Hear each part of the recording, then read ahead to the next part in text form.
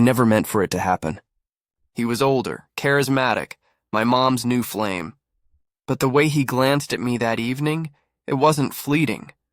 It was like he pierced right through my walls, and when he eased my door shut behind him, I didn't utter a word to halt him. Welcome to True Gay Tales, where hidden truths unravel and feelings hit raw. Subscribe for narratives that blur the line between fantasy and the painfully real. I was 20, crashing back at home after art school fizzled out. The structured chaos of classes and critiques had seemed like my escape, but burnout hit hard, leaving me adrift. Rent was a nightmare. Jobs felt pointless, and mostly, I just felt like a ghost in my own life, fading into the background, sketching idly in notebooks no one ever saw. That's how it was until he showed up. Ryan was his name, the sort of man who commanded space without trying. Early 40s, rugged from years on construction sites, with a salt and pepper beard trimmed just right, broad shoulders under worn flannel shirts, and a quiet confidence that turned heads at the grocery store or wherever my mom dragged him. She met him through a mutual friend at her real estate job. He flipped houses, turning fixer-uppers into gems. I didn't pay much mind at first. Mom's parade of dates had taught me to stay detached, watching relationships bloom and wilt like seasonal weeds. But Ryan? He lingered in ways others didn't. He picked up on the subtleties. How I'd linger at the edge of family dinners, picking at my food before vanishing to my cluttered room filled with half-finished canvases and glowing screens. Or how my gaze always darted away when conversations turned my way. I figured I was invisible, but he saw through it quicker than anyone. One rainy afternoon, a knock echoed on my door, soft, unintrusive, pulling me from a binge watch. Ryan poked his head in, no forced grin, just that steady presence. "You always bunker down in here?" he asked, propping himself against the frame like it was the most natural spot in the world. I mumbled something about needing quiet, shrugging off the intrusion. He didn't push, just nodded thoughtfully and edged inside. "Got any interest in a game? Bet I can still school a kid your age." He nodded at the console tangled in cords on my desk. I blinked, surprised. Most guys Mom brought home ignored my hobbies. But we dove in, racing sims, shooters, trash-talking that felt easy, not performative. He sucked at the controls, fumbling buttons with calloused hands, but he laughed it off, genuinely engaged. We played for hours, the room filling with the hum of the TV and shared chuckles. For once, the silence in my chest lifted. I wasn't just enduring company. I was in it. Seen. From there, the dynamic evolved subtly, like brushstrokes building a portrait. He'd toss casual questions my way over breakfast. "What have you been sketching lately?" Or swing by with the toolkit when my ancient desktop crashed mid-edit of digital art. Once, during a late-night scroll through my portfolio online, he slid a steaming mug of tea my way, chamomile, no sugar, like he'd memorized my quirks. These gestures were tiny, unassuming, but in a life starved of attention, they loomed large, warming the cracks in my isolation. Then came the weekend Mom jetted off to a conference in the city, leaving the house echoing and vast. Just Ryan and me, the air humming with unspoken possibility.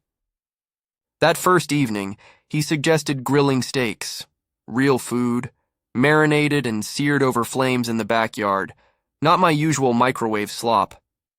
We ate on the porch as dusk fell. Cracking open beers, he checked my ID with a wink, then handed one over anyway. The conversation meandering from his rough-and-tumble upbringing to my abandoned dreams of galleries and exhibits.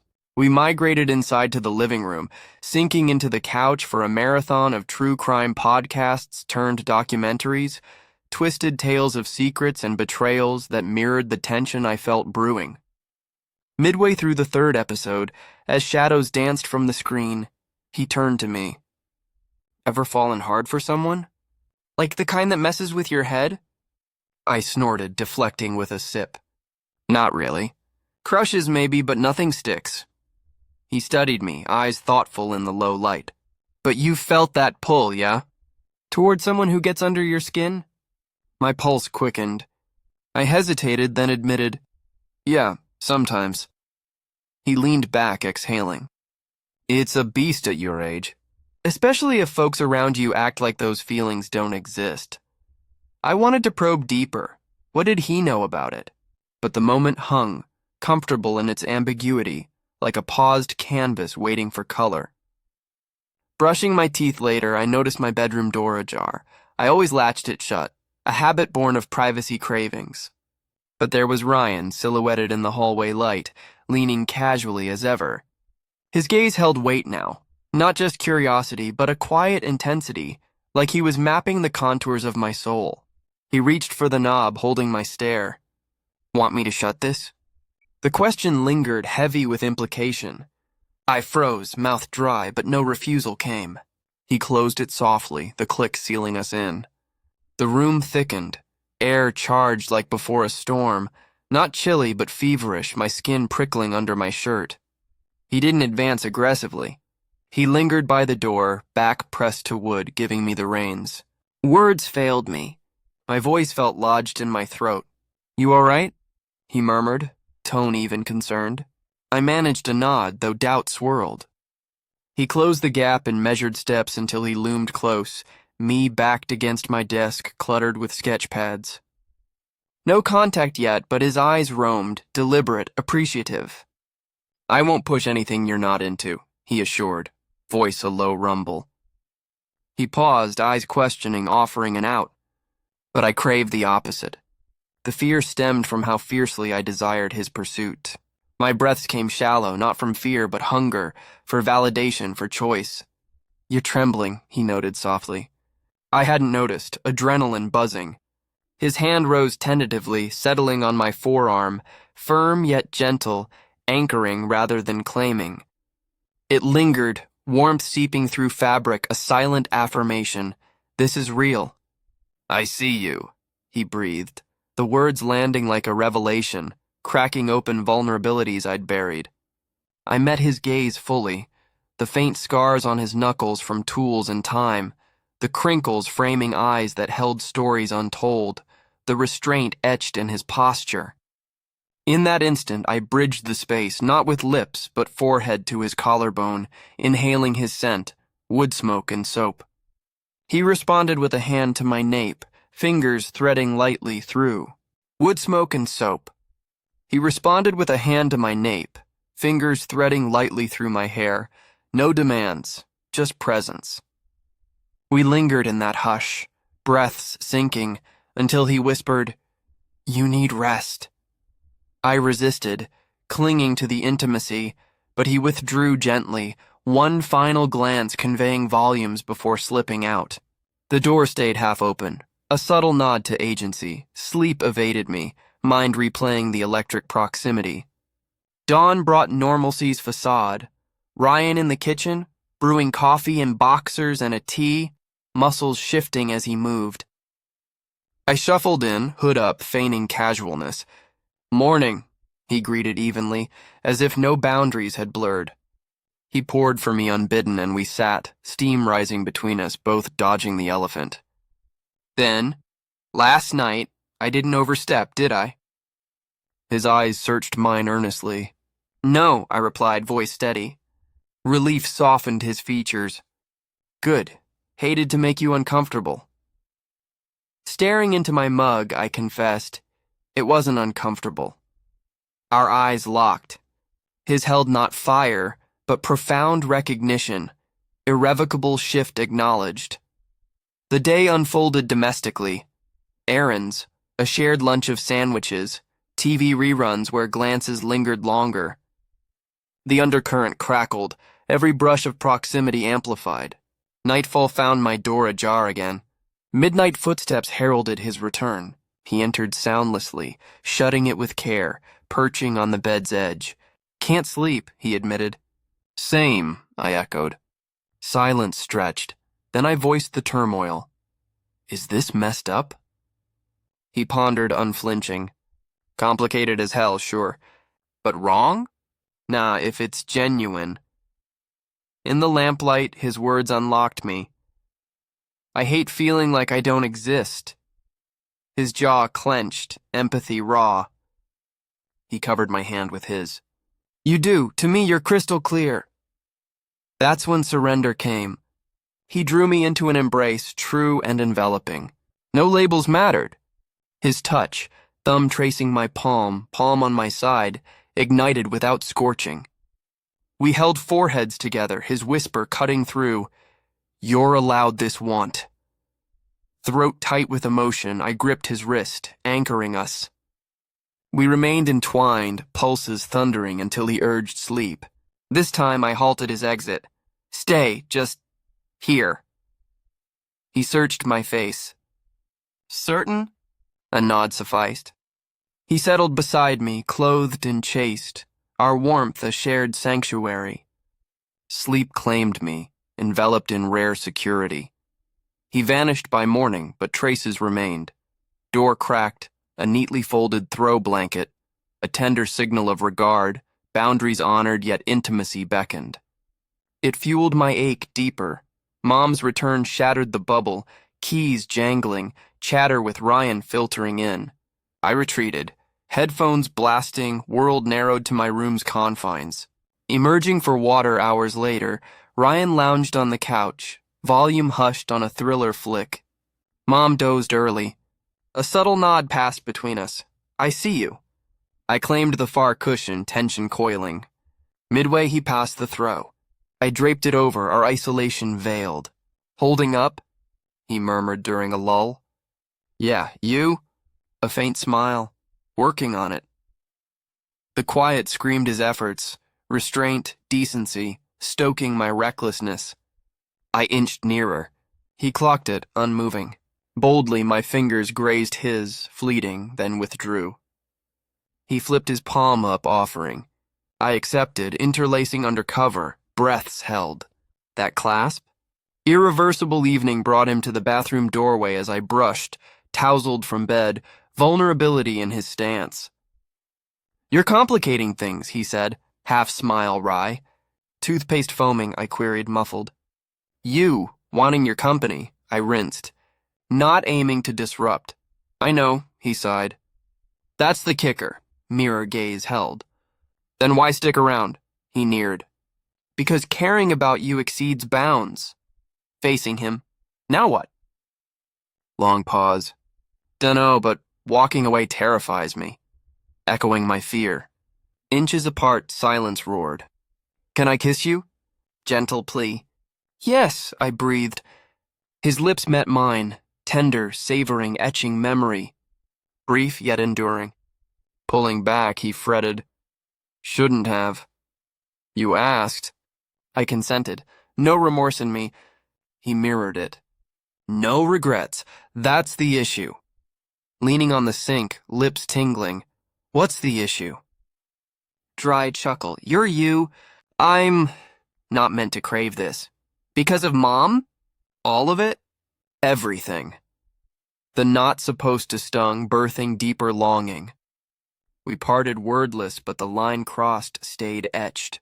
No retreat in sight. It was the middle of summer, the kind where the heat clings to your skin like a second layer, making everything feel heavier, more intense. I was home from college for the break, crashing at my mom's place in that old Victorian house on the edge of town. The one with the creaky floors and the backyard that backed onto a quiet forest. Mom had been dating this guy, Marcus, for about 6 months. He was older, sure, but not ancient, mid-30s, with that effortless charm that made people like him instantly. Broad shoulders from years of construction work, dark hair that always looked a bit tousled, and eyes that crinkled at the corners when he smiled. He moved in a couple of weeks before I got back, and at first it was all normal. Family dinners, movie nights, him fixing things around the house like he belonged there. But then there were the moments. Little things that built up without me noticing at first. Like how he'd catch my eye across the table and hold it a second too long. Or how, when Mom was out running errands, we'd end up talking in the kitchen. Deep stuff, not just small talk. About dreams, regrets, the kind of life you want but aren't sure how to grab. He listened like he really cared, not like most guys my age who just waited for their turn to speak. I was 21, figuring out my own mess. majoring in art history but secretly wanting to write novels, feeling lost in that post-teen haze where you're supposed to be an adult but still feel like a kid sometimes. One night, after Mom had gone to bed early with a migraine, I couldn't sleep. The house was too quiet, the air too still. I wandered downstairs to the living room, flipping through channels on the old TV, trying to drown out the thoughts swirling in my head. That's when Marcus came down, shirtless from the heat, grabbing a glass of water. He paused when he saw me, that easy smile fading into something more serious. "Can't sleep either, huh, Elena?" he said, using my name in that low voice that always sent a tiny shiver through me. I shook my head, trying to play it cool. Nah, just thinking. He leaned against the counter, arms crossed, and we started talking again. About nothing and everything. But then the conversation shifted. He admitted how tough it had been adjusting to this new life with Mom, how he felt like an outsider sometimes, even though she was great. I opened up too, about feeling disconnected from my friends back at school, about wanting more from life than just going through the motions. There was this pull between us, unspoken but electric. He stopped mid-sentence, his eyes locking on mine. "What?" I asked, my voice barely above a whisper. He hesitated, then said, "The age thing. The fact that I'm basically part of this family now. The fact that I—" He trailed off, rubbing the back of his neck. I pressed, "What?" He looked right at me, no games. "The fact that I think about you all the time." The room went silent. My chest tightened like someone had wrapped a band around it. Then, softer, he added, "Even when I try not to." Something inside me broke open in that moment. No one had ever been that honest with me before. Not my ex from high school, not the flings at college. It was raw, real. So I stepped closer, just a little, and said, "Marcus, stop trying not to." He stared at me, no smirk, no deflection, just pure, wide-open vulnerability. Then he whispered, "If I stay here in this house, I'll cross that line again." "I know I will." My heart plummeted. "You're leaving?" He looked down at the floor, the muscles in his jaw tightening. "Maybe I should." "No," I said, too fast, too desperate. He looked up, and I swallowed the lump in my throat. "I don't want you to go." His voice cracked just a bit. "Then tell me what to do, Elena." I closed the distance, my heart hammering, palms slick with nerves. And I said the truest words I'd spoken in ages. "Stay, but stay for me." He didn't hesitate. He kissed me then, deeper than anything I'd imagined, like he'd been bottling it up for months. His hand slid up under my tank top, warm against my skin, and this time I didn't pull away. Not because I was reckless, but because I wanted him, wanted this with every fiber of my being. We moved together like a dam had burst, his lips on my neck sending sparks down my spine, my fingers clutching his shoulders as soft gasps filled the air between us. The world faded. It was just us, finally free. He backed me against the wall gently, his breath ragged. "Elena," he murmured against my ear, "you have no idea what you do to me." I tilted my head back, letting him trail kisses down my throat, my body arching into his. It felt right, even though I knew it was all kinds of wrong. But then a creak from upstairs, the sound of Mom shifting in bed, maybe. We froze, hearts racing. He pulled back, eyes wide. "Go to bed," he whispered urgently. "Now!" I slipped upstairs, my skin still tingling from his touch, and dove under the covers. Minutes later, I heard Mom's voice drift down the hall. "Honey? You coming up?" Marcus replied smoothly. "Yeah, just grabbing some water." "Okay, night," she said sleepily. He didn't come to my room that night, but an hour later there was a soft knock. He didn't open the door, just whispered through it. "You okay?" "Yeah," I whispered back. "Me too," he said, and then his footsteps faded. The next day was agony. We avoided eye contact at breakfast, every accidental brush of hands feeling like a spark that could ignite everything. Mom chattered on about her work plans and a farmer's market outing, completely clueless. It killed me, wanting him so badly, not in a frantic way, but in that deep, quiet ache that keeps you up at night, missing someone who's right there under the same roof. That evening, I left my door ajar, half hoping, half dreading. He didn't come. I tossed and turned, replaying the kiss, the way his hands felt, the intensity in his eyes. Morning came, and there was a note slipped under my door. Can't pretend this is nothing. Don't want to hurt anyone, especially you, but this is new for me. If you want this, meet me in the backyard shed at 11. My pulse raced. At 10:55 I was there, leaning against the dusty shelves filled with old tools and garden supplies, arms crossed to hide the tremble. He arrived exactly on time, closing the door softly behind him. We stared at each other across the dim space, the air thick with tension. I need to hear it from you, he said finally. Say what? I asked, stepping closer. That you want this too. That it's not just some fleeting thing. I moved right up to him, close enough to feel his warmth, smell the faint scent of his cologne mixed with the earthy shed air. I've never wanted anything more. He let out a breath like he'd been holding it forever, then kissed me, fierce and tender, like we were finally owning this. No more stolen moments. This felt like ours. His forehead rested against mine. This shouldn't feel so right. But it does, I whispered back. There was no romance in the setting, just the hum of crickets outside, the faint glow from a single bulb, but it didn't matter. His hands moved slowly, reverently, sliding my sweater off my shoulders. I felt exposed, vulnerable, but the way he looked at me like I was everything made it okay. I don't know how to stop this, he murmured. I don't either, I admitted. He guided me to an old workbench in the corner, covered with a tarp, and we sank onto it. I straddled his lap, his hands on my hips pulling me closer. His kisses trailed from my lips to my jaw, my collarbone, each one building the heat between us. I've never... Not like this, I confessed softly. He paused, cupping my face. With anyone? I nodded. Then we'll go slow. I just want to be with you, Elena. Those words hit deep, not lust, but something more. I pressed into him, our bodies sinking, breaths mingling. It was intense, intimate, like we were fusing together. But then the front door slammed. Mom home early from her shift. Marcus, you around? Panic surged. He helped me straighten up, tossing my sweater back. Go inside, quick, he hissed. I bolted, heart thundering, making it to the kitchen just as she called out again. Hey, Mom, I said, forcing casualness. Seen Marcus? She asked. Think he's in the shed, I replied, throat tight. She nodded, oblivious. I retreated to my room, curling up, the adrenaline crashing into nausea. Not regret for him, but fear that this bubble would burst. Dinner that night was surreal. Marcus joked about the grilled chicken being too dry. Mom laughed.